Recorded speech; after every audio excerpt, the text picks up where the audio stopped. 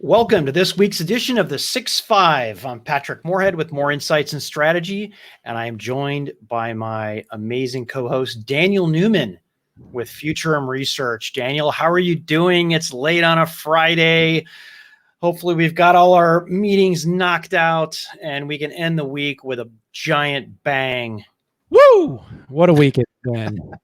And are we getting tired of trying to figure out ways to describe each other? My ever-present, my outstanding, my omniscient, my super smart, oh boy. We just got to be like, this is who I'm here with, as if you didn't already know. Listen, I like to lay the compliments on you. I know it helps you in your performance for business. So, I got to keep laying it on there, buddy. And you deserve it too. I do. I deserve a lot of things. So let's talk about the 6-5. What is the 6-5? Why do we call this the 6-5? Because it is 6 handpicked topics that we're going to cover for 5 minutes each. And we don't do news. I mean, if you want news, you can find news. We're all about analysis of the news. And part of this show, we are going to be talking about some companies' earnings today, Daniel. And but I want to point out this show is for information purposes only. And the contents of this show should not be taken as investment advice.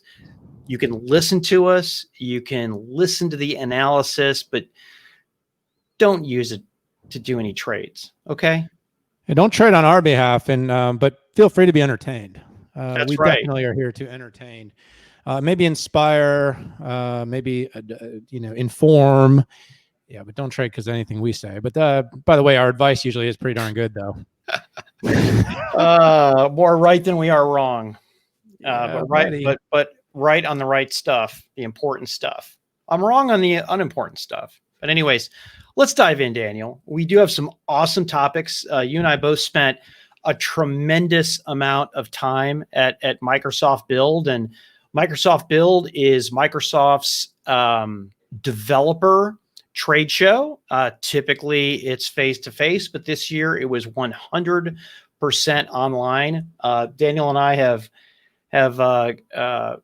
been watching a lot of these events online. Some of them have been good, bad, and the ugly. And I'm really happy to say that Microsoft, I think, set a new mark in terms of not only their analyst program, but their overall program for all of the developers. And what I wanted to do is just hit some highlights of the show. And then Daniel, I'd like for you to throw a couple out there. And I think for me, first and foremost, this was about Teams. And it's interesting.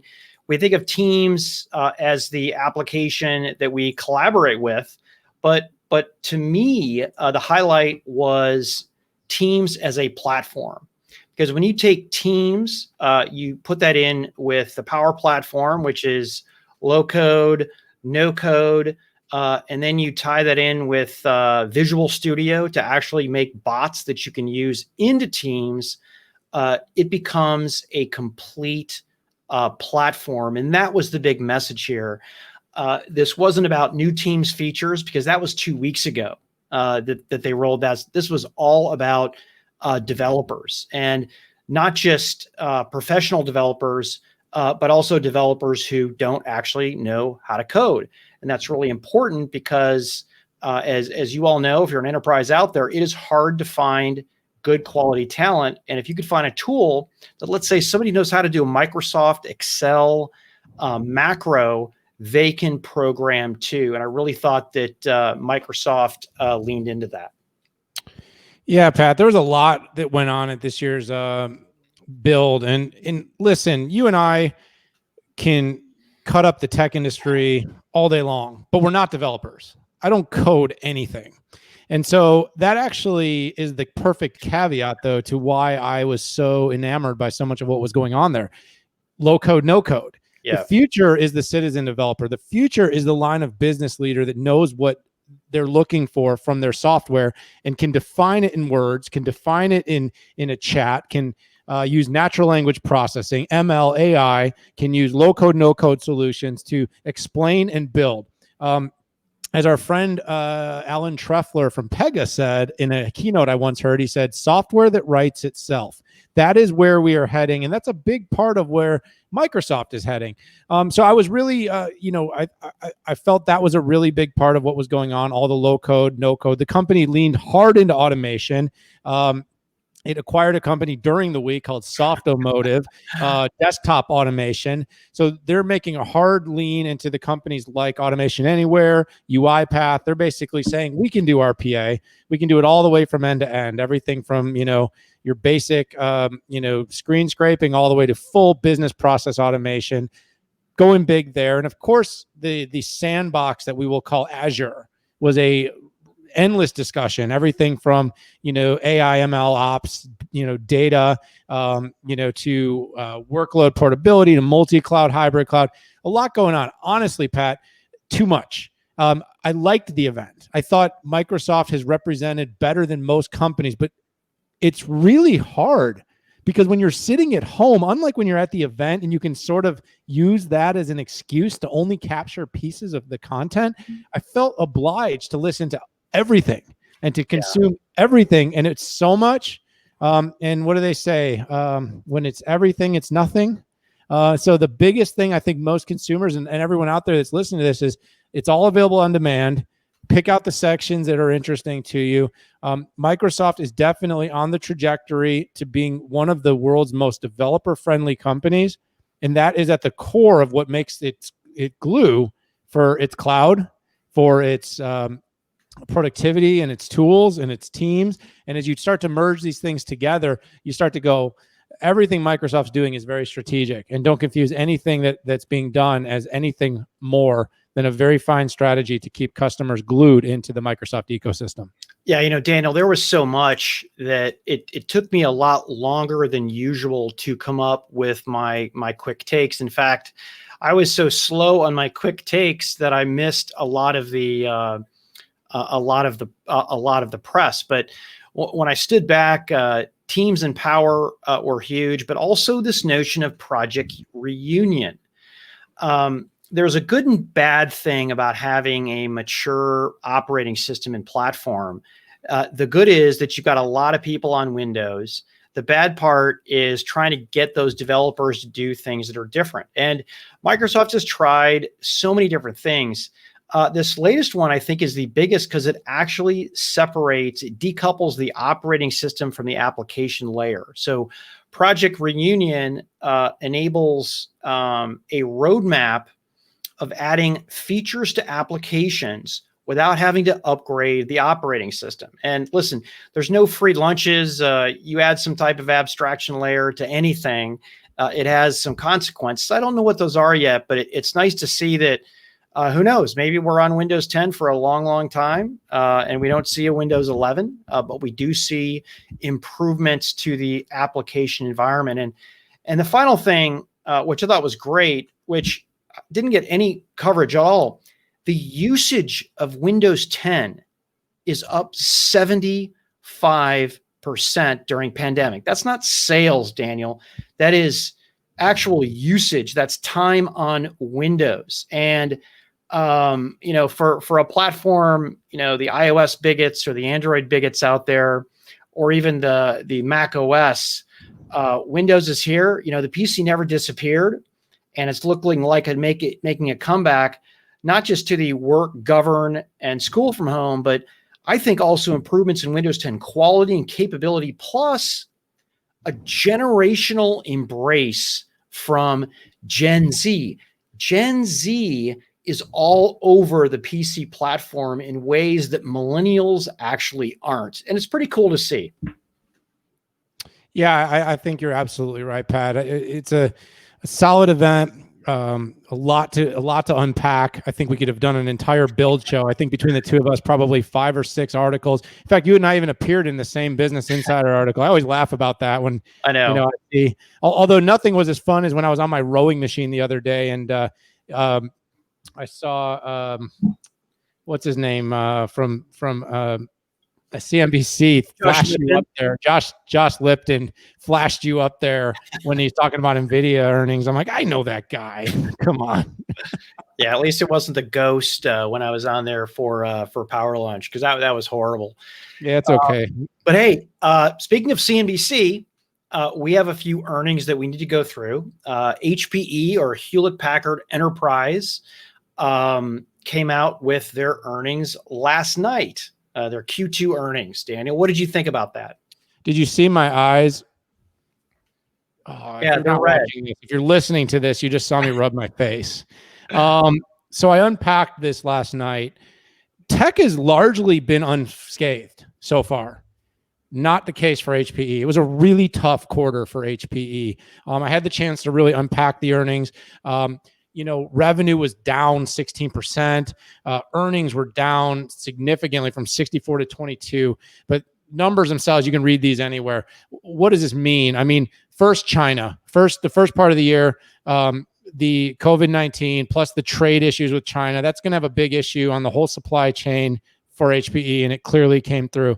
Every one of the company's major 6 segments down year over year. That's a significant flashpoint.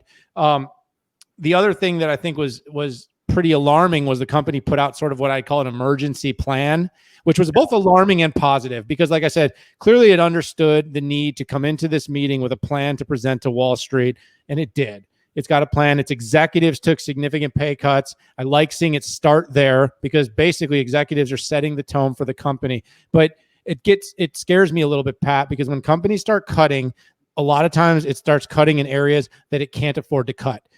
For instance, investments in the marketing and the sales efforts of a company, when you're facing more staunch competitors, you got Dell, you got Cisco, you got IBM, but you also got AWS, you got Azure, all competitors to really some of the core businesses of HPE. If the company starts, contracting its sales and marketing too much, it's going to risk fading into anonymity right now in a very crowded landscape. But a couple of good pieces that I do want to point out, and then I'll turn it back over to you. The company's had this as a service strategy. Antonio Neri has impressively pivoted the company to everything as a service. 17% growth despite everything that's going on. 520 million run rate. I'd like to see that edging closer to $1 billion in the very near future. That would be a very big moment for HPE. And the last thing was the backlog. The backlog was about twice its typical number at about $1.5 billion, which means there is a chance if some things loosen up, if the economy starts to turn the corner, that HPE could have sort of a makeup quarter where it might actually exceed expectations. Having said that, we won't know what expectations are because in the wake of everything going on, the company pulled its guidance going forward. Yeah, it was good analysis, Daniel. And really the only thing that I'll add is I did get the chance to talk to HPE CEO Antonio Neri after the call, and I did ask him about the reductions, the cost reductions, and he really felt that a lot of it was going to come from enhanced digitization that they were doing on the supply chain side, but also some rebalancing in skill sets. He was very upfront with me that says, listen, we've learned a lot about facilities. We learned a lot about how the business operates. And so I don't think it's going to be, another massive HPE restructuring that we've come to know and dislike. I think it's going to be something different.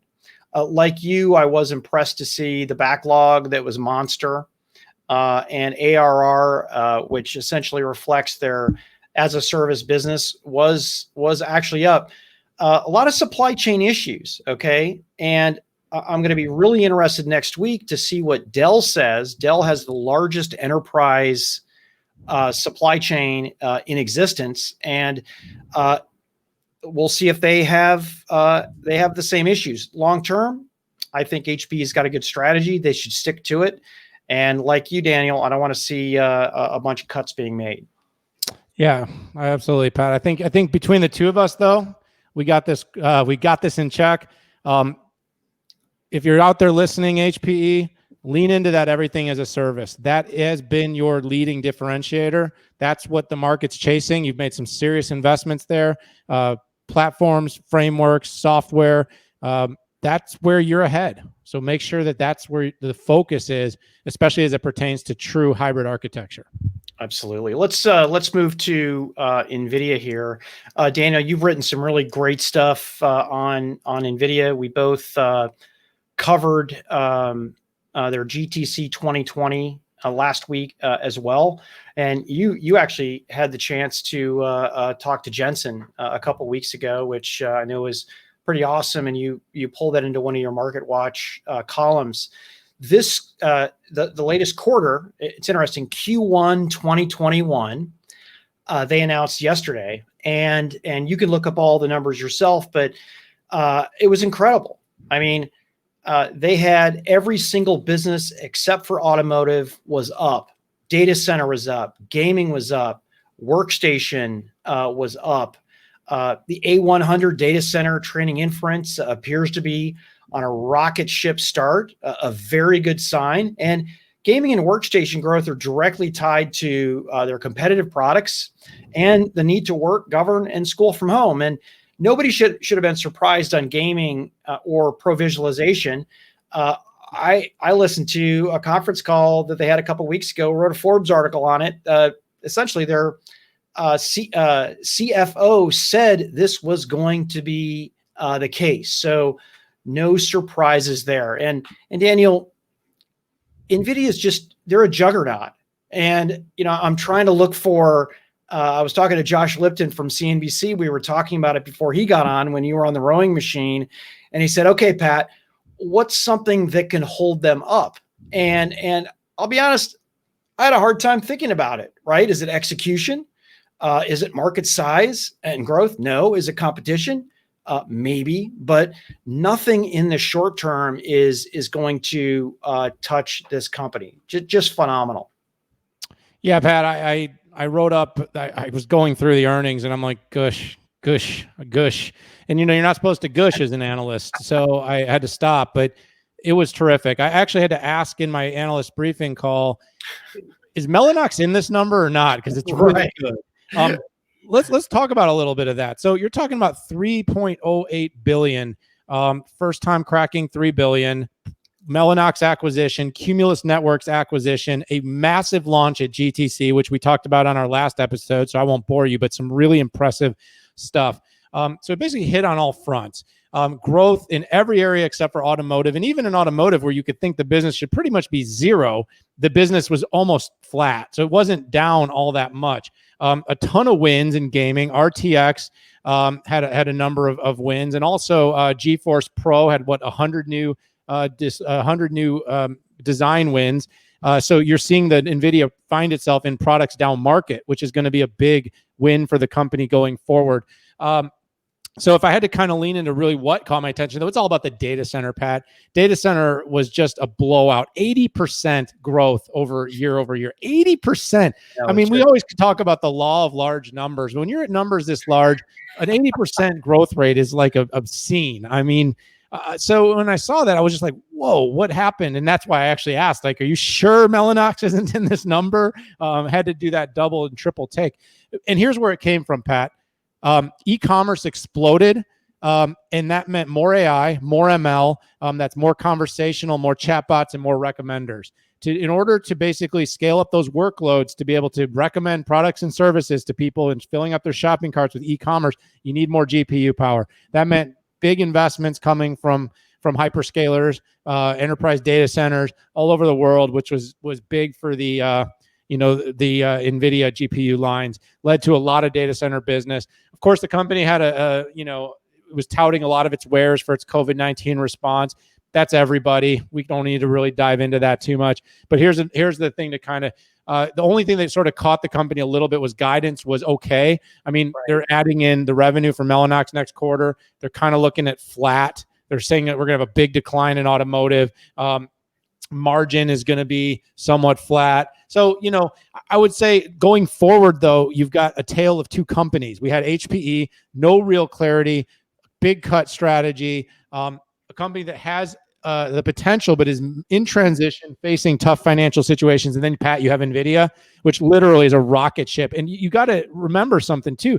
Jensen actually announced giving his entire company raises early during this quarter. So he gave everybody a payroll raise and then committed, despite what was going on, to not terminate any employees throughout this pandemic. So literally, it's a company on fire, a lot to be excited about. But you know what? I still look at the challengers. I see AMD, I see Intel. They will continue to press NVIDIA. So NVIDIA may have leaped across for the moment, but I expect those companies to come out with important announcements that are going to continue to press innovation, which will benefit the market as a whole.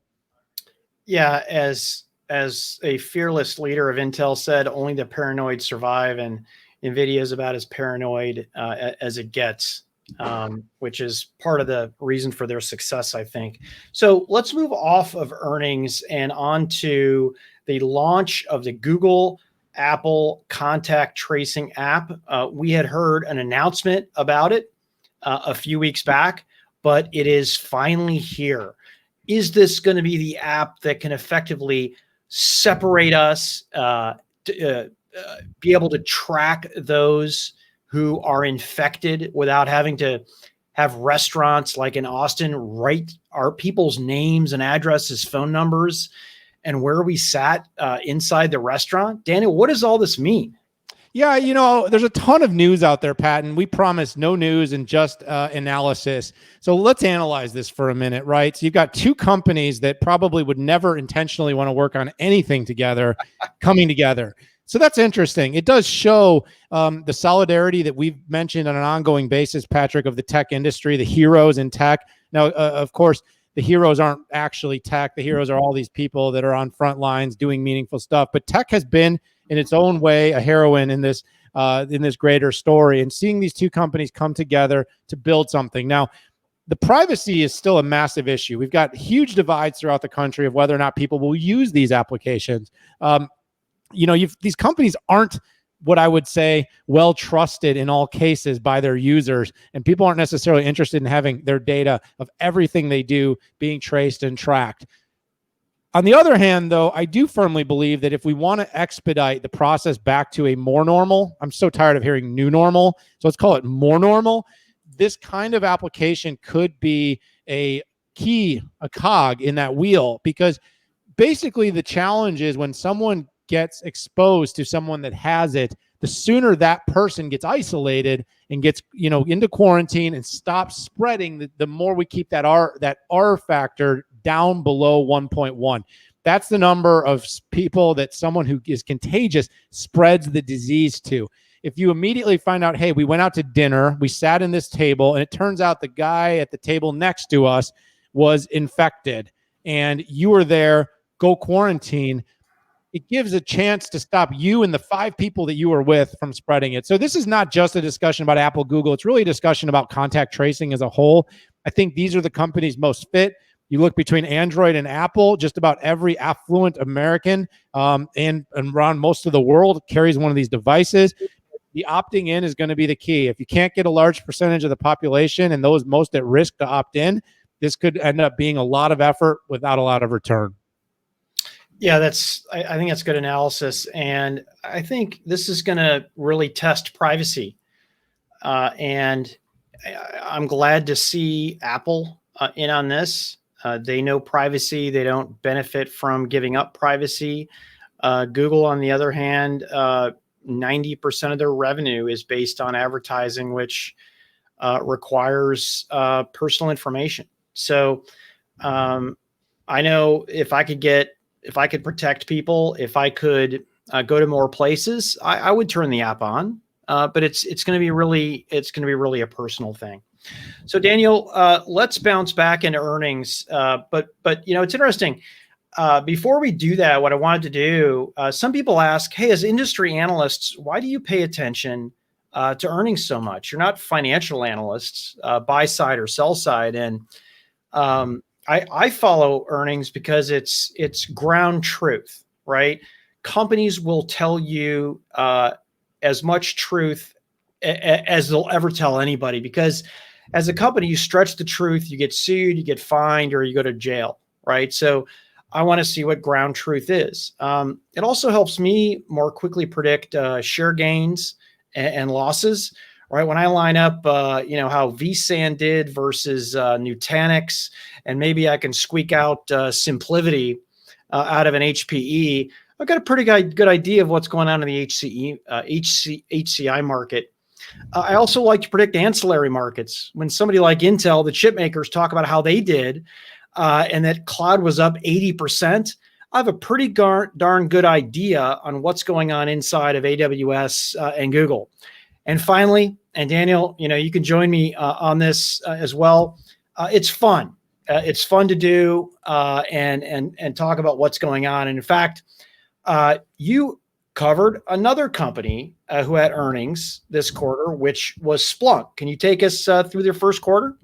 Yeah, and I just want to elaborate on one thing you said, why we do this, Pat. I like going on TV. Oh, wait, that's not a reason to do it? No, I'm totally kidding. But there is another thing. You talk about ground truth, and you talk about, think about how many times you and I sit on a briefing call, maybe right around the time a company's reported earnings, and they've got some exec or sales leader just talking to you about how great things are. And if you actually read the earnings, it's all there. Meaning the only reason you would listen to that over the earnings would be laziness.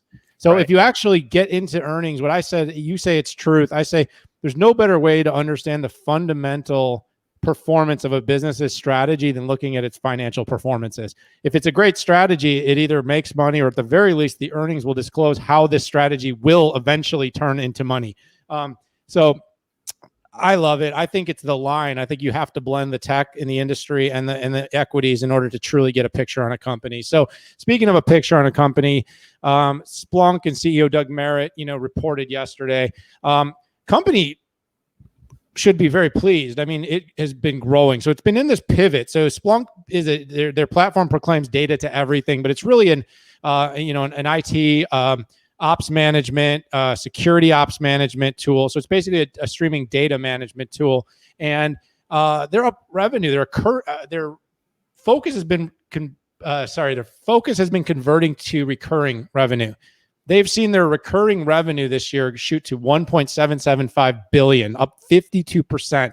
Their cloud revenue jumped up. So they've been also in this pivot from licensing to recurring and then to cloud.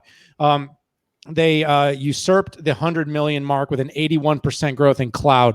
Total revenues, saw small growth, and the company unfortunately is still losing money. So it's like a tech startup, but it's moving in the right direction. The key here has been watching its shift to SaaS and to recurring revenue.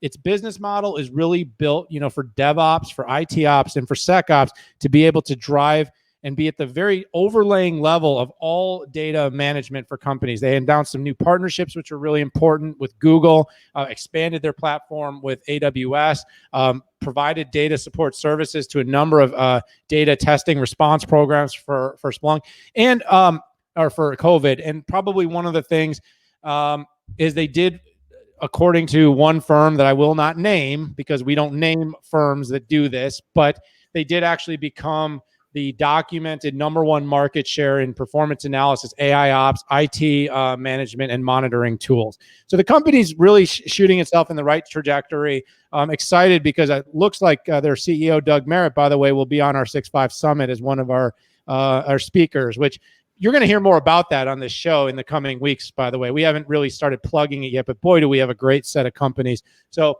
positive for Splunk. It was sort of mixed in the results. The market didn't react overly up or down about it, but another company that seems to be weathering a difficult time very well because of its transition to cloud recurring revenue, and it's one to watch going forward, Pat. Yeah, I'm just fascinated by Splunk and where it started and what it's become. I mean, it's funny. My nephew was playing around with Splunk when he was at Ohio State University getting his degree, and it ended up getting him a job being a manager at one of the world's largest insurance companies doing security because he knew Splunk. And I can't believe, and I give the company a lot of credit for doing its flexing on its number one market share in three areas. It's turned into basically, a side project and what looked like a hobby into a real business. And I'm super impressed, and I cannot wait to have the company on the 6.5 Summit. So we are going to close out with our last topic, an acquisition that Intel made of Rivet Networks. And I'm glad I got to take this one because Rivet Networks is actually out of Austin, Texas. It's gone back and forth. It used to be its own company. Then Qualcomm acquired it. Then it spun it out, and then it went on its own. And you may know Rivet Networks in terms of killer networking that Alienware and Dell puts in their products. And essentially what it is Rivet knows everything about the management of wireless. And in this case, what's in the market today, Wi-Fi. So anybody out there might have some issues with connectivity with, let's say, Zoom or Skype or Teams or even ping on Overwatch. Well, that's because there's no intelligent management of traffic of the network inside of the PC or inside of the device. And what Rivet does is essentially does packet prioritization in an intelligent way. When you and I are doing this podcast, Daniel, and if I started kicking in, a 1 terabyte download because I'm bored, or I got an email from somebody, that could mess up our stream. And what this does, it intelligently prioritizes that traffic. Now, Intel wouldn't make a big deal. They had a press release. They did a lot of outreach. I did a few interviews myself. If it was just for what they have today. And while Intel didn't say this, I think that this is part of Project Athena, which is Intel's program to improve the PC experience. And I also think, and again, this isn't not in the Intel talking points of the press release, I also think they're going to use this software to have a better experience with things like 5G PCs, to know when to go between Wi-Fi and 5G and do it and not lose data, prioritize that traffic, even do things very intelligently when the PC is closed so it can actually get email and data without sucking all of the battery life down. So it was amazing that Intel made such a big deal out of it. It was a 20-person startup, but it was cool nonetheless, given the history that I have with the company, but also in what they could potentially do with it.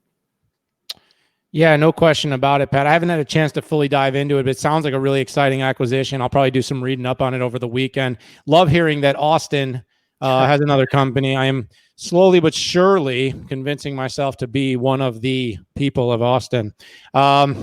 Maybe just next year, Pat. Man, we would love to have you. We'll roll out the red carpet here. Make sure that you don't visit in the middle of summer, because if you haven't figured it out yet, Austin is pretty hot in August, and you want to be near a lake. You want to be near a river, wherever you can stay cool. Yeah, absolutely, buddy. Well, I'm going to try to find myself in the hills, overlooking the lake, in the shade with a pool. You don't need a heated pool. You need an air-conditioned pool. Exactly. I'm going to be frying on fire. But no, it was another great week in tech, Pat. It was exciting. Lots going on. Lots to talk about. Lots to chat about. Lots more to come. And as always, no better way to wrap up our week than an episode of The 6-5. And if you like what you heard, press that subscribe button and get ready, because we're going to have an exciting week next week as well. Everybody stay tuned. Have a great weekend. Stay safe. Wear your masks where you need to, and take care. Bye-bye now.